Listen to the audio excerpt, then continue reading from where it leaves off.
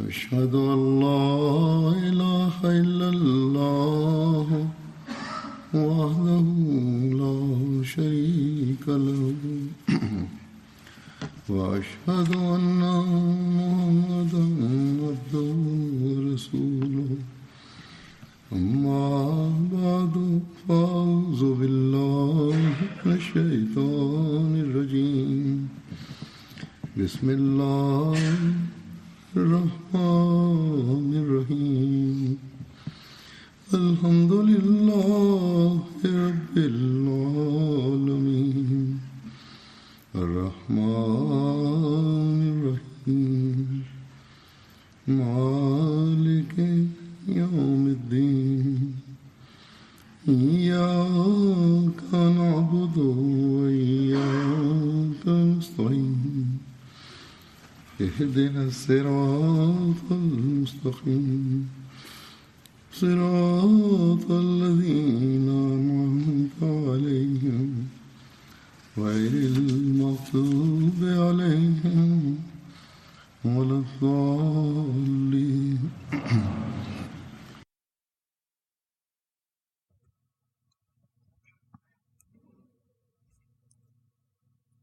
Le compagnon que j'évoquerai aujourd'hui se nomme Abu Talha. Le nom d'origine d'Abu Talha Ansari était Zayd. Il appartenait à l'Arab et il était un des chefs de tribu. Il était plus connu par son nom d'emprunt Abu Talha.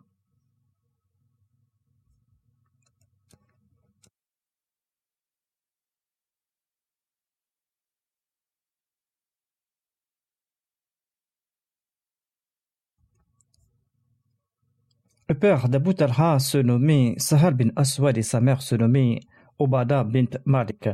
Abu Talha avait prêté allégeance sur les mains du saint prophète Mohammed lui lors de la deuxième bayra d'Aqaba. Il avait participé à la bataille de Badr et aux autres campagnes en compagnie du saint prophète Mohammed lui.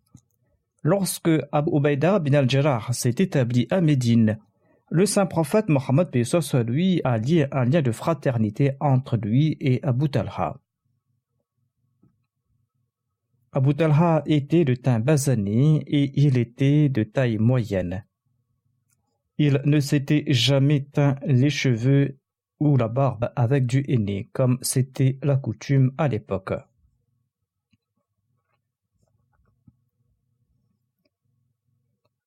Anas était le beau-fils d'Abu Talha. Anas était le fils de la femme d'Abu Talha, issu du premier mariage de la mère d'Abu Talha. La mère d'Anas se nommait Sulaym et son premier mari se nommait Malik bin Nazar. Et après son décès, Abu Talha s'est marié à Sulaym. Et de leur union sont nés Abdullah et Umayr. Anas relate qu'Abu Talha a demandé la main Sulaym en mariage. Sulaym a déclaré par Allah: je ne pourrai pas rejeter votre demande, mais vous êtes polythéiste et moi je suis musulmane. Ce récit est tiré du Sunan Nisa'i. Elle a dit: étant musulmane, je ne peux pas me marier avec vous. Si vous acceptez l'islam, cela me servira de mère de votre part et je ne vous demanderai rien de plus. Abu Talha a embrassé l'islam et sa conversion à l'islam a servi de mère pour le mariage. Thabit déclarait en islam: je n'ai jamais entendu parler d'un maire aussi honorable à l'instar de celui Sulaym.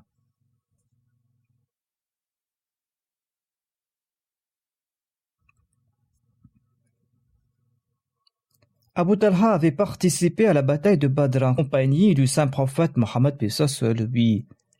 Abu Talha disait que le saint prophète Mohammed lui avait le jour de la bataille de Badr ordonné que l'on jette les cadavres de 14 Korachites dans un puits sale.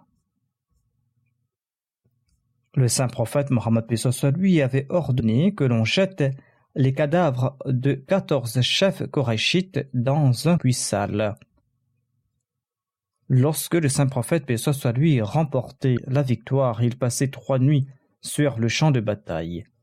Le troisième jour, à Badr, le saint prophète Mohammed paix soit lui a demandé que l'on place la selle sur sa chamelle.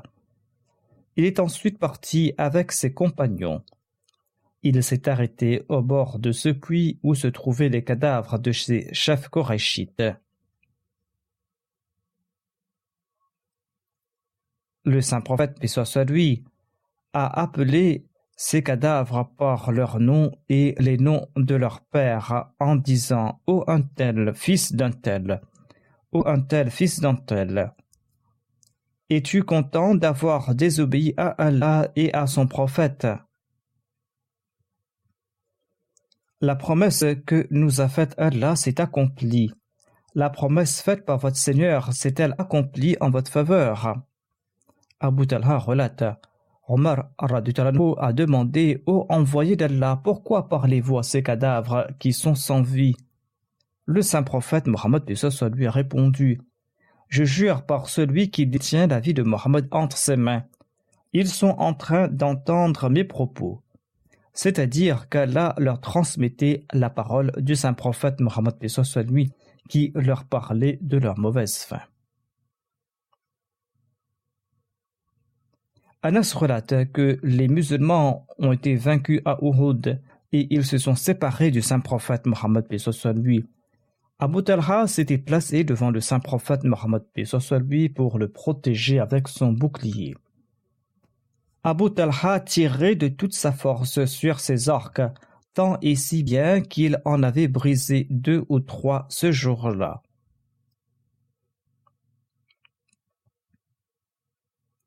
C'est-à-dire, il tirait si fort sur ses arcs que ses arcs se brisaient.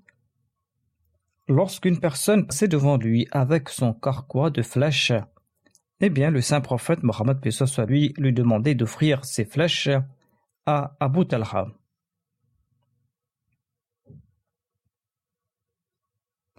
Il était devant le saint prophète Mohammed lui.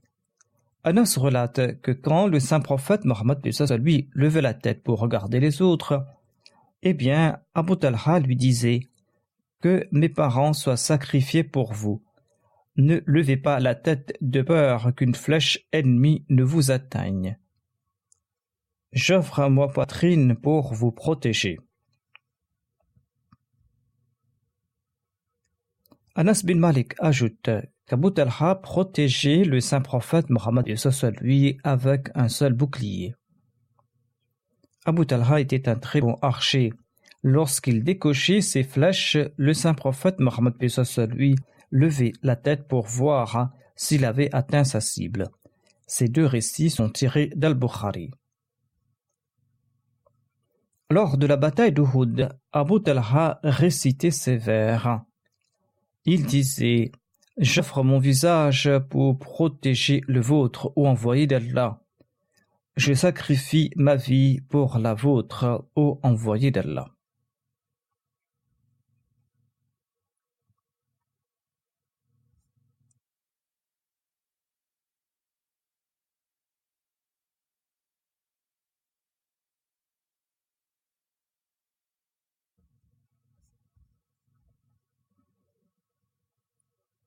Anas bin Malik relate que le saint prophète Mohammed lui avait dit à Abu Talha « Mets un de tes fils à mon service afin que je puisse me rendre à Khaybar. » Anas ajoute qu'Abu Talha l'a placé derrière lui sur sa monture.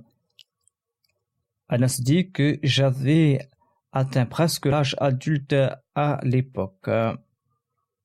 Il ajoute « Je servais le saint prophète Mohammed lui, et lorsqu'il descendait, je l'ai entendu réciter cette prière souvent. Allahumma inni a'udhu bika min al-hammi wal hazani, wal ajri wal kasali, wal bukhri wal jubni, wa dala'id dayni wa aghlabati rijal. » C'est-à-dire, « Oh Allah, je me réfugie auprès de toi contre l'inquiétude et l'affliction, contre l'insuffisance et l'inaction, contre l'avarice et la lâcheté, contre l'endettement et la domination des hommes. » Selon un autre récit tiré d'Al-Bukhari, comme le premier récit, Anas relate ceci. Lorsque le saint prophète Mohammed lui est arrivé à Médine, il n'avait pas de serviteur. Abu Talha a pris ma main, dit Anas, et m'a emmené chez le saint prophète Mohammed lui. Et il a dit au prophète d'Allah, ô envoyé d'Allah, Anas est un garçon intelligent, il va vous servir. Anas ajoute, j'ai servi le saint prophète Mohammed lui lors de ce voyage, et lorsqu'il était à la maison, il ne m'a jamais demandé pourquoi j'avais accompli telle ou telle tâche, ou pourquoi je n'avais pas fait ceci ou cela. C'est-à-dire que le saint prophète Mohammed lui ne l'avait jamais réprimandé.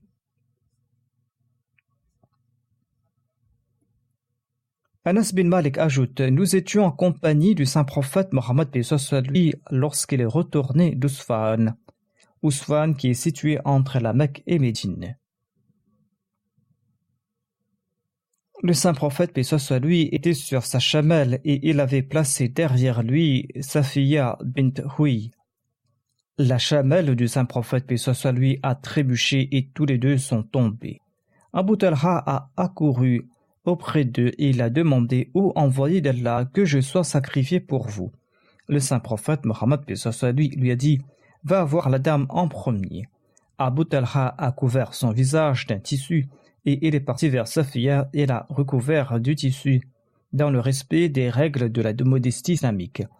Il a redressé leur monture et tous les deux sont montés dessus. Anas relate, nous avions entouré le saint prophète Mohammed lui, et lorsque nous sommes arrivés à Médine, il a prié en ces termes. Aibuna ta'ibuna rabiduna li rabbina hamidun. Nous sommes retournés et nous le louons. Il répétait ces paroles lorsqu'il entrait à Médine.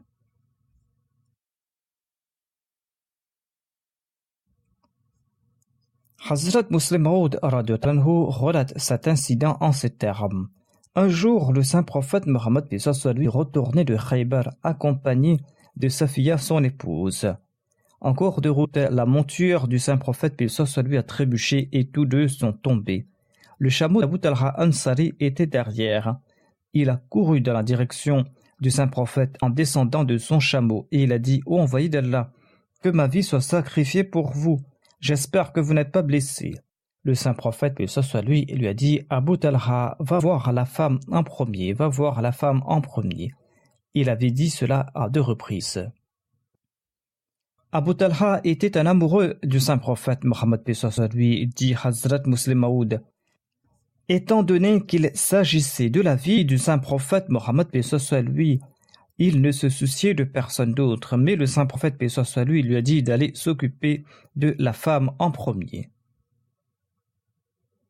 Hazrat Muslim Maud a relaté cet incident en évoquant les droits de la femme. Anas relate, le saint prophète, lui, a lancé l'assaut sur Khaybar. Nous avions accompli la prière du matin dans les alentours de Khaybar pendant qu'il faisait encore nuit. Le saint prophète, lui, est monté sur sa monture et Abu Talha en a fait de même. J'étais derrière Abu Talha. Le saint prophète, lui, a éperonné son cheval dans les ruelles de Khaybar. Et mon genou touchait presque sa cuisse en raison de notre proximité. En raison de la chaleur ou pour son confort, le saint prophète Mohammed lui avait relevé son pagne jusqu'à sa cuisse et je pouvais voir au-dessus du genou du saint prophète Mohammed lui. Quand il est entré dans le village, il a déclaré « Allahu Akbar » Allah est le plus grand, Khaybar est vide. Lorsque nous assiégeons un peuple averti par le châtiment divin, eh bien mauvais est leur matin.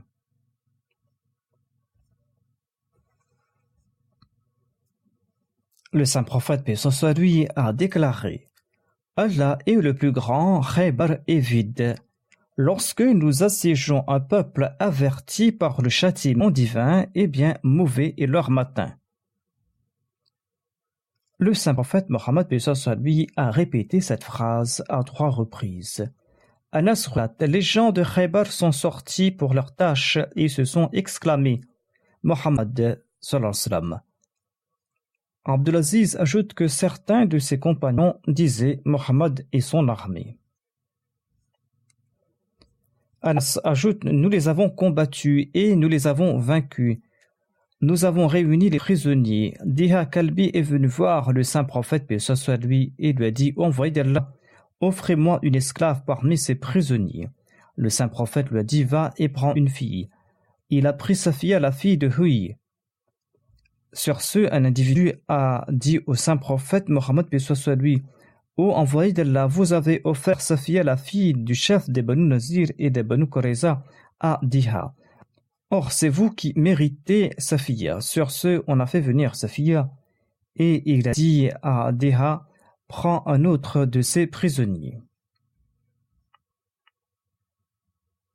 Anas relate que le saint prophète, paix soit lui, a libéré Safiya et s'est ensuite marié avec elle. Thabit a demandé à Anas quel était le maher qu'avait offert le saint prophète Mohammed lui à Safiya. Il a répondu qu'il l'avait libérée et il s'est marié avec elle. Sa liberté lui servait de maher.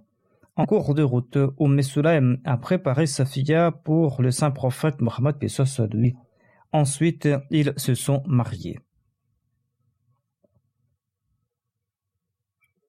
Le lendemain, le saint prophète Mohammed lui a déclaré « Apportez toute la nourriture que vous avez ». Ensuite, le saint prophète lui a posé un tapis en cuir en guise de couvert. Un tel a apporté des dattes, un autre du beurre clarifié. Abdulaziz déclare qu'on aurait aussi apporté du grain desséché et moulu, accompagné de l'eau et de sucre. Ensuite, on a tout mélangé et ceci avait servi de repas de noces du saint prophète Mohammed lui. Selon un autre récit, après la conquête de la forteresse, Safiya est tombée dans le lot de Dahiya. Nombre de compagnons ont informé le saint prophète Mohammed lui à propos du statut de Safiya, en ajoutant qu'il serait plus approprié que le saint prophète lui la prenne en épouse. Le saint prophète lui a envoyé un message à Dahiya et il lui a acheté Safiya au prix de cette esclave et l'a confiée à Sulaym afin qu'elle la garde avec elle. Ensuite, le saint prophète lui s'est marié avec Safiya.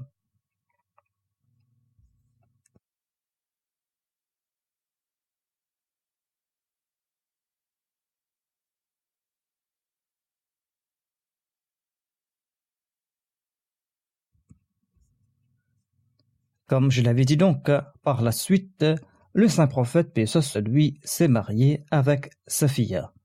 Anas bin Malik relate que le saint prophète, paix soit sur lui, avait déclaré le jour de la bataille de Hunayn que celui qui tuera un mécréant aura droit à toutes ses possessions.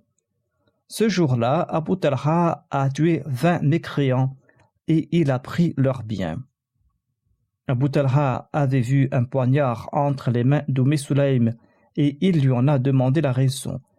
Elle a répondu, par Allah, si un mécréant s'approche de moi, je l'éventrerai avec ce poignard. Abu Talha a relaté cela au saint prophète Mohammed paix soit lui. Ce récit est tiré du recueil d'Abu Daoud.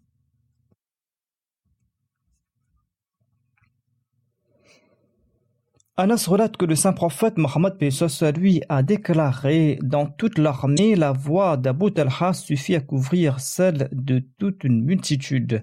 Dans d'autres récits, il avait dit que sa voix était plus forte que celle de 100 ou de 1000 personnes. C'est-à-dire qu'il avait une voix très forte. Abu Talha est décédé à Médine en l'an 34 de l'Hégire et le calife Othman a dirigé sa prière funéraire.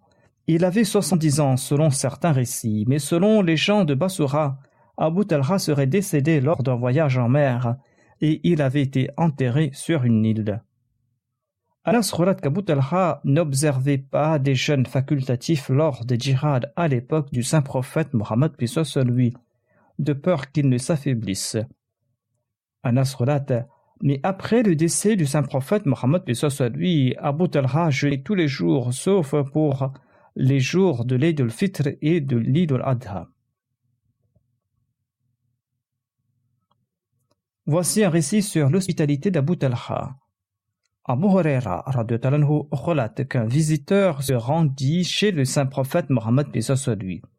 Celui-ci envoya quelqu'un demander à ses épouses de préparer un repas pour l'inviter.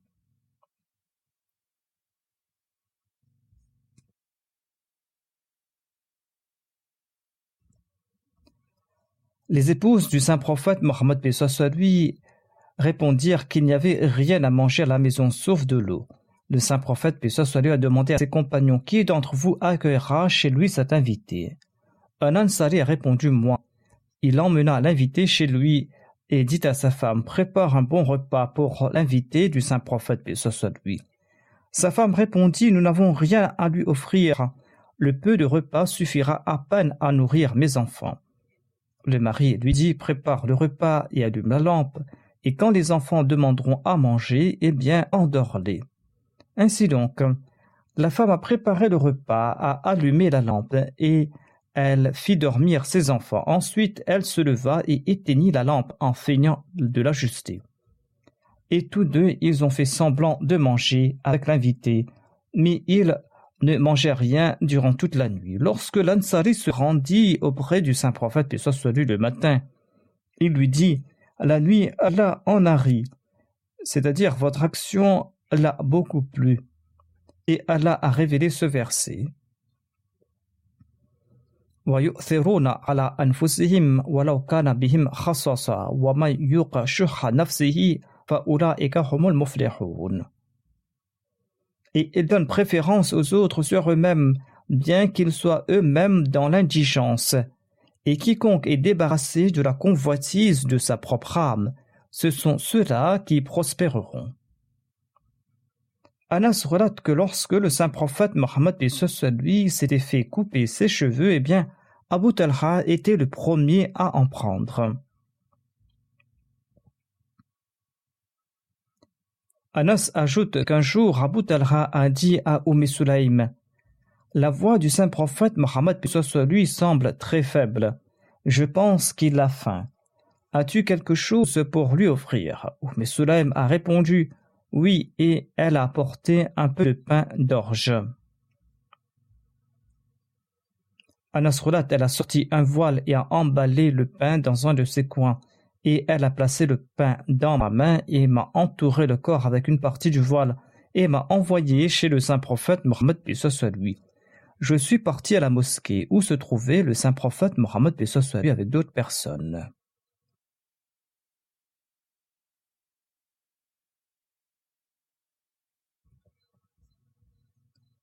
Je me suis mis à côté du saint prophète Mohammed lui.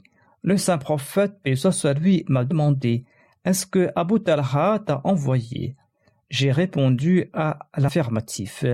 Il m'a ensuite demandé s'il m'avait envoyé avec de la nourriture. J'ai répondu affirmativement.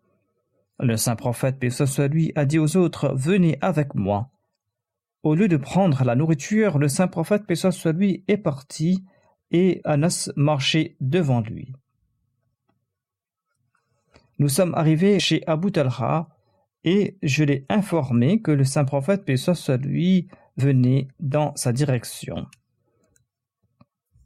Abu Talha dit à Sulaym, le saint prophète, paix soit lui, vient avec des gens et nous n'avons pas de quoi tous les nourrir. En effet, il n'avait que quelques morceaux de pain et rien d'autre. Sulaym a répondu, Allah et son prophète savent le mieux. Abu Talha est parti rapidement à la rencontre du saint prophète. Anas était déjà de retour. L'envoyé d'Allah est venu avec Abu Talha. Il a dit à Sulaym, apporte tout ce que tu as comme nourriture. Quand elle a présenté le pain, le saint prophète, paix soit lui, lui a demandé de les briser. Elle a placé un peu de beurre clarifié sur ce pain et a présenté ça comme repas. Ensuite, le saint prophète, paix soit lui, a prié dessus. Le saint prophète a dit, invitez 10 personnes à l'intérieur. 10 personnes sont entrées et ils ont mangé à satiété. Lorsqu'ils sont sortis, le saint prophète, paix soit lui, a demandé qu'on invite 10 personnes de plus. Eux aussi ont mangé à satiété et sont sortis. Le saint prophète, paix soit lui, a demandé qu'on invite 10 personnes de plus. Ceux-là sont entrés et ont mangé à satiété et sont sortis. En somme, ils ont tous mangé à satiété et ils étaient entre 70 ou 80 personnes. Ce récit concernait donc les bénédictions des prières du saint prophète Muhammad sallallahu alayhi wa sallam.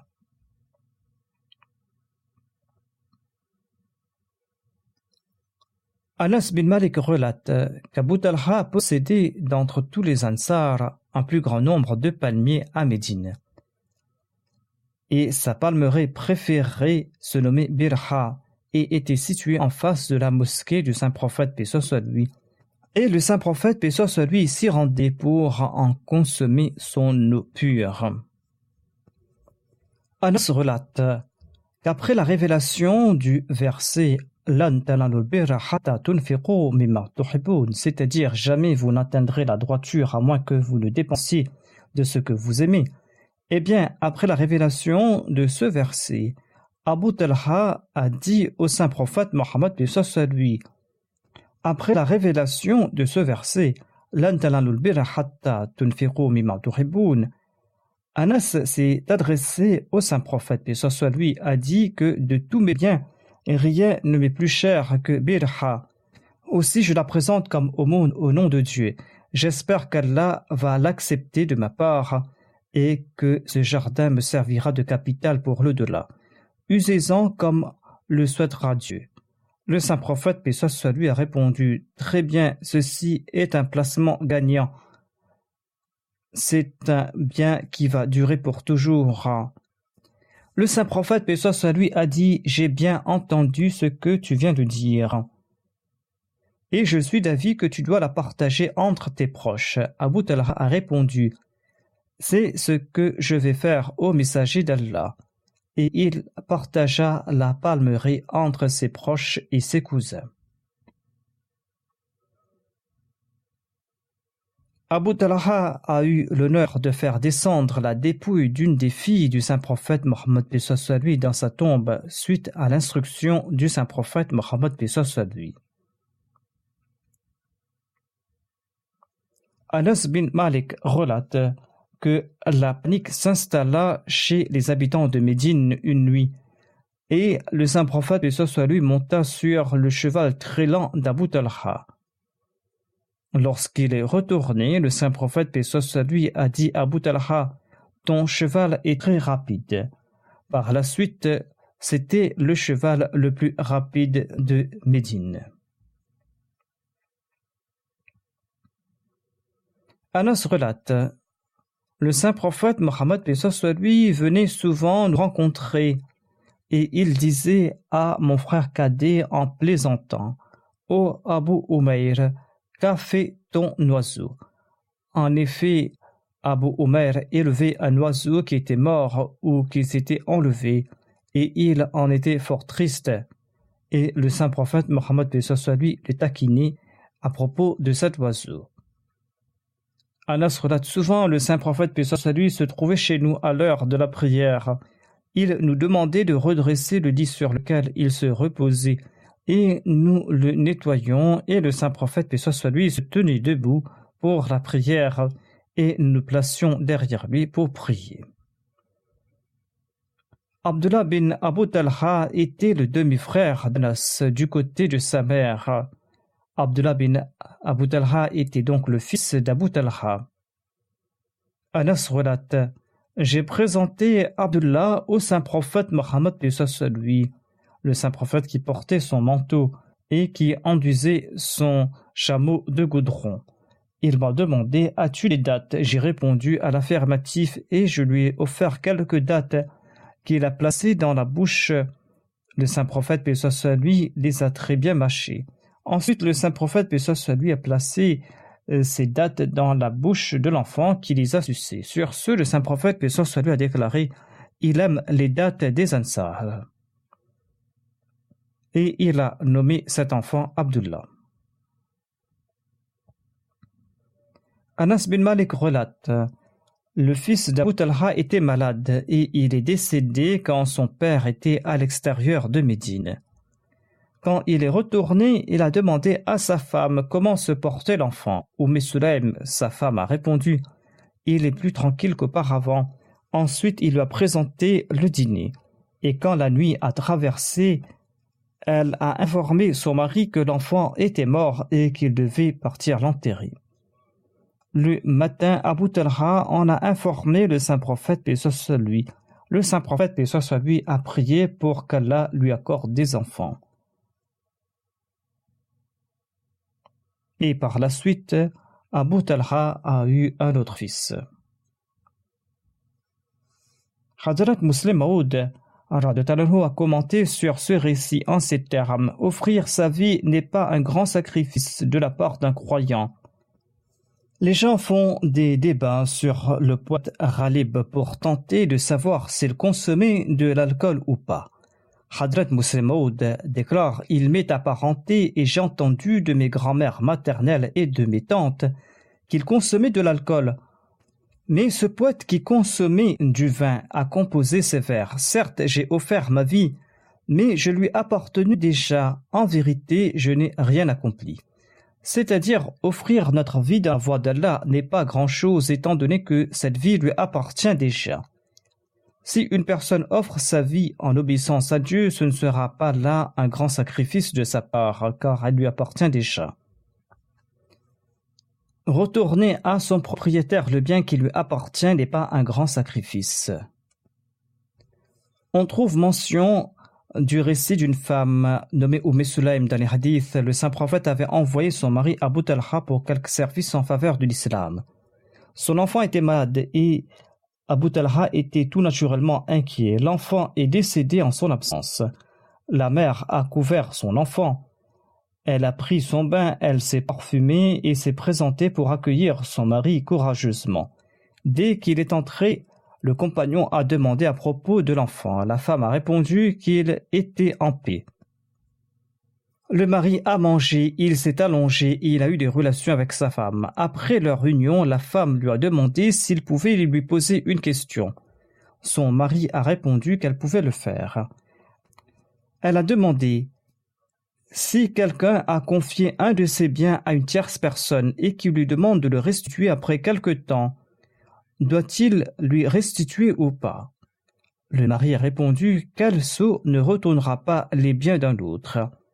La femme a dit: il sera peut-être triste de lui restituer ses biens.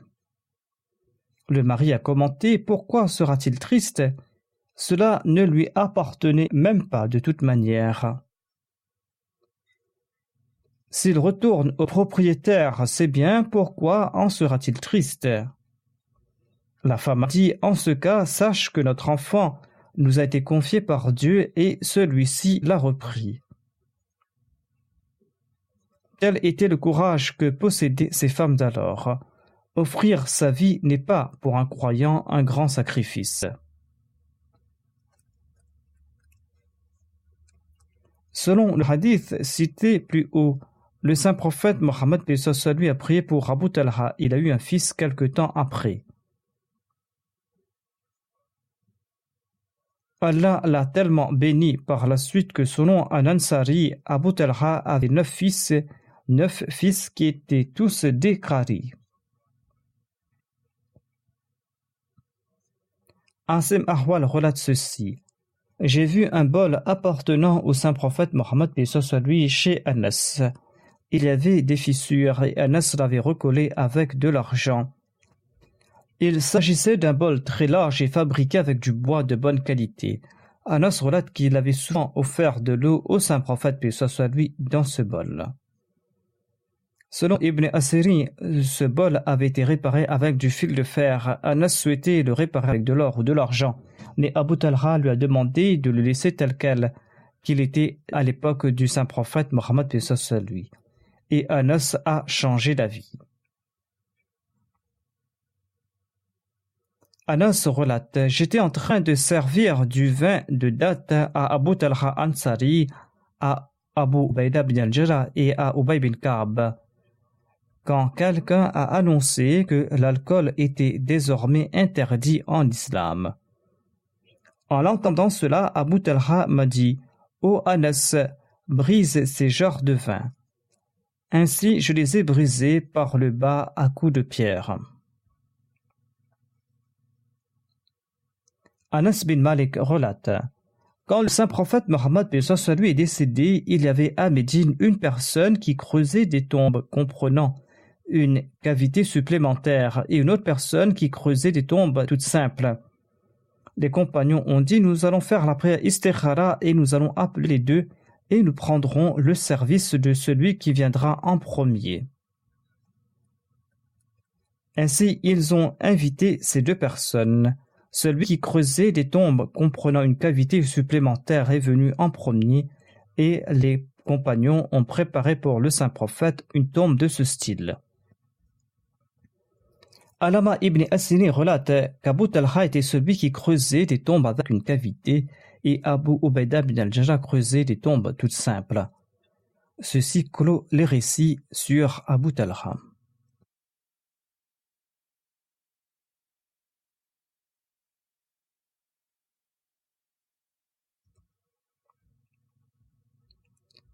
Je vais maintenant faire brièvement mention d'un défunt dont je vais diriger la prière funéraire après la prière de Jumma.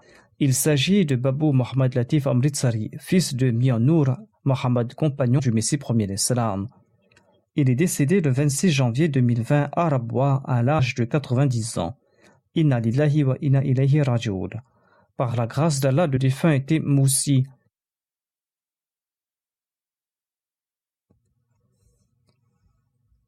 Il était le frère cadet du célèbre missionnaire de la communauté missionnaire nommé Maulana Mohammed Siddiq Amritsari. Le père de Babou Latif, Mian Nour Mohammed Saheb, était un compagnon du Messie premier d'Islam. Il emmena Babou Latif, son fils, auprès du deuxième calife alors qu'il était très jeune, et il présenta son fils au calife afin de le dédier au service de l'islam. Le deuxième calife lui a dit: « Tu as deux fils, le premier a d'ores et déjà dédié sa vie et il est en train de servir en tant que missionnaire. Et celui-ci travaillera également toute sa vie comme une personne dédiée. »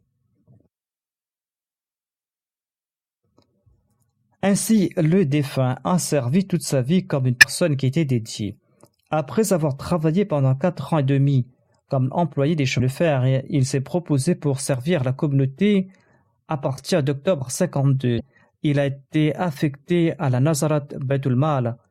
Ensuite, en 54, il a été affecté au bureau du quotidien Al-Fazl.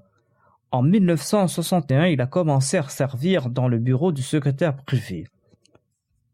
Il a servi dans le bureau du secrétaire privé durant les 3 dernières années de la période du deuxième califat et pendant toute la période du troisième califat. Et il a continué à servir dans ce bureau même quand le 4e calife est parti au Royaume-Uni. Ce bureau du secrétaire privé est toujours établi là-bas au Pakistan et il y a servi jusqu'en 2014. En 85, il a commencé à servir en tant qu'assistant du secrétaire privé. Il a rempli ses responsabilités à merveille. Ainsi, il a servi pendant 62 ans en tout, dont 53 ans au sein du bureau du secrétaire privé, où il a occupé plusieurs postes.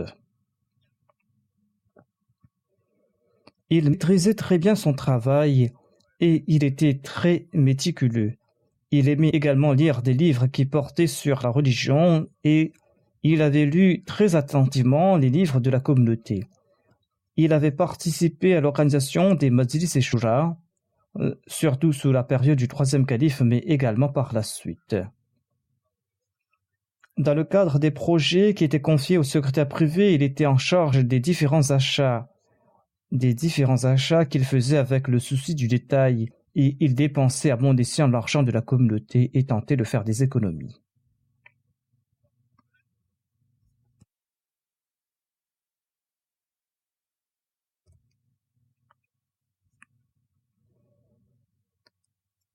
Après la création de l'État du Pakistan, il a servi à Qadian pour défendre le siège à Qadian.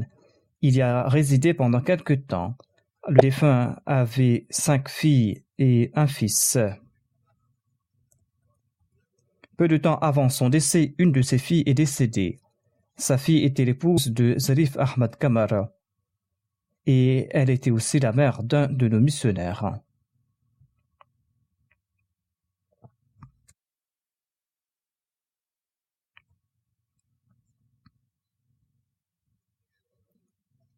Le défunt avait 3 filles et un fils nommé Atiq Ahmad qui travaille ici à Londres. Tous ses enfants sont à Londres.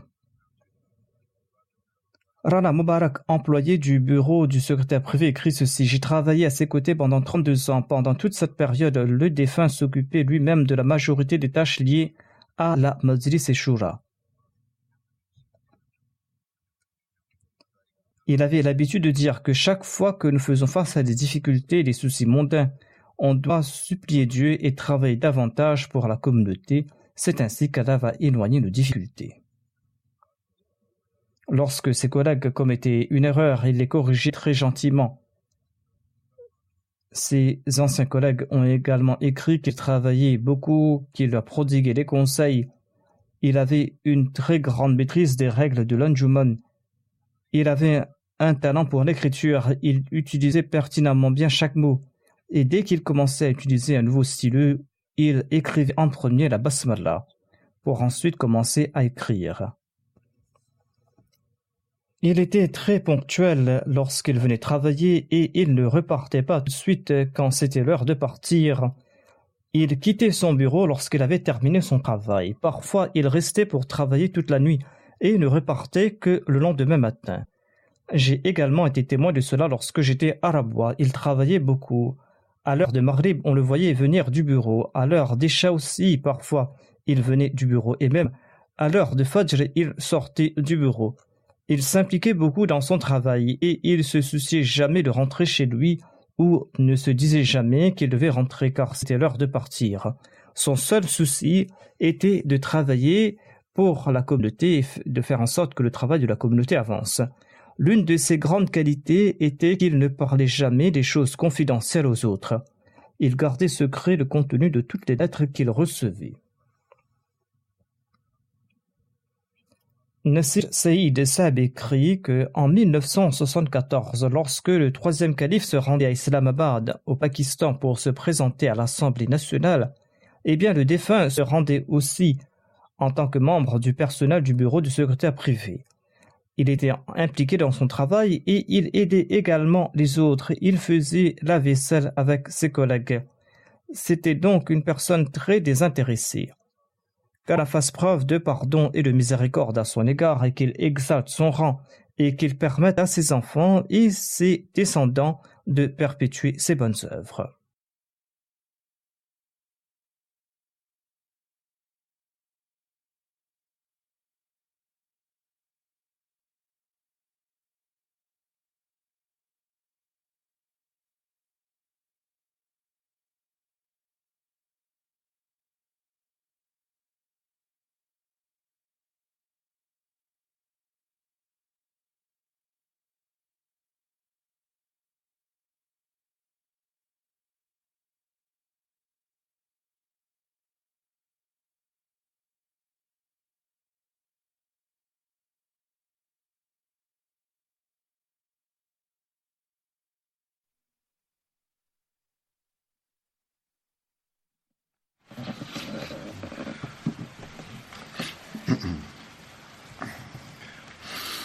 الحمد لله نحمده ونستعينه ونستغفره ونؤمن به ونتوكل عليه ونعوذ بالله من شرور أنفسنا ومن سيئات أعمالنا من يهده الله فلا مضل له ومن يضلل فلا هادي له